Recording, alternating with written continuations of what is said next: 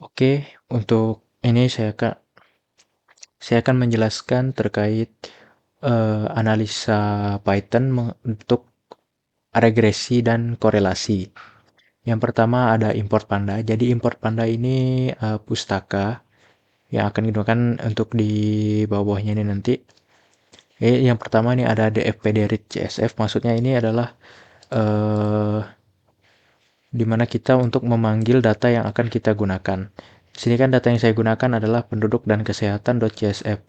Nah, dia biasanya bentuk filenya itu bisa CSV ataupun Excel atau XLSV kalau saya tidak salah. Nah, kemudian di bawahnya ini ada print dataset penduduk dan kesehatan. Maksudnya print ini dia akan mencetak data yang ada pada file yang kita masukkan di sini. Nah, misalnya di sini kan, ini keluar data yang kita masukkan.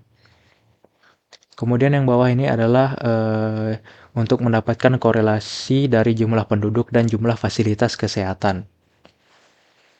Yang dimana di sini printf korelasi koefisien korelasinya itu adalah jika korelasinya adalah sebesar 0,7 maka maksudnya itu kalau korelasinya sebesar 0,7 jadi hubungan kuat antara jumlah penduduk dan jumlah fasilitas kesehatan.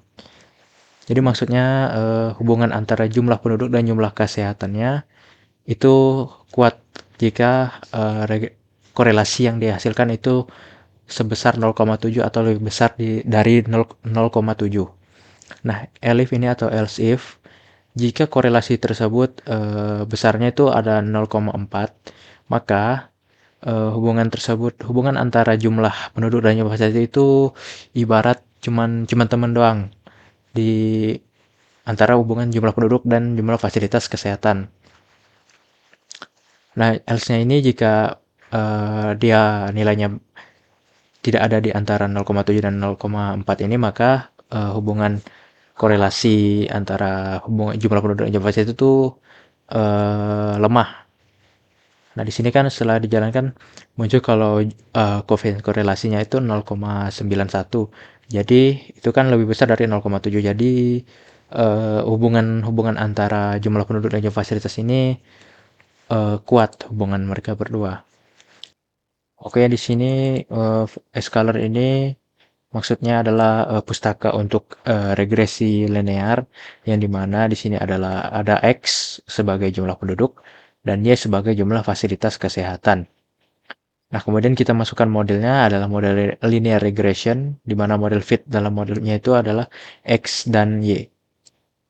X dan Y itu kan X-nya itu kan jumlah penduduk dan Y itu jumlah fasilitas kesehatan. Yang kemudian di sini ada yang A.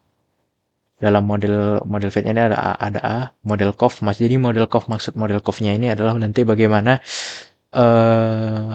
jumlah fasilitasnya itu apakah berpengaruh dengan jumlah penduduk yang ada atau penaikan jumlah penduduk yang akan ada. Di sini ada model intercept. Maksudnya itu adalah nanti bagaimana di sini jumlah fasilitas kesehatan jika jumlah penduduknya itu adalah 0. Kemudian di sini ada YPRED, maksudnya ini untuk R2-nya nanti di bawah sini. Jadi kan kalau kita sudah jalankan program ini, nanti akan muncul persamaan regresi Y sama dengan 0,00x ditambah 14,68. Jadi maksudnya di sini 0,00 ini adalah berarti jumlah penduduk, pertambahan jumlah penduduk itu tidak berpengaruh signifikan kepada jumlah fasilitas kesehatan yang akan ada. Dan di sini yang 14,68 ini maksudnya adalah bagaimana nanti jumlah fasilitas kesehatan itu akan ada. Prediksinya itu adalah 14,68 unit atau anggaplah kita 14 unit. Jika jumlah penduduk yang ada di situ adalah 0 atau tidak ada pertambahan. Lanjut ke yang bawahnya ini untuk visualisasi data atau visualisasi grafik ya. Ini dia pustaka untuk kita membuat visualisasi ataupun grafik seperti di bawah ini. Nah, untuk itu yang ini PLT figur ini fungsinya untuk size atau ukuran grafiknya nanti mau sebesar apa. Kemudian ini SNS scatter plotnya ini untuk titik-titik biru ini untuk penyajian datanya. Ya di sini color blue-nya ini. Kemudian ini plot DF atau garis ini plot plt.plot ini garis merah regresi, garis regresinya.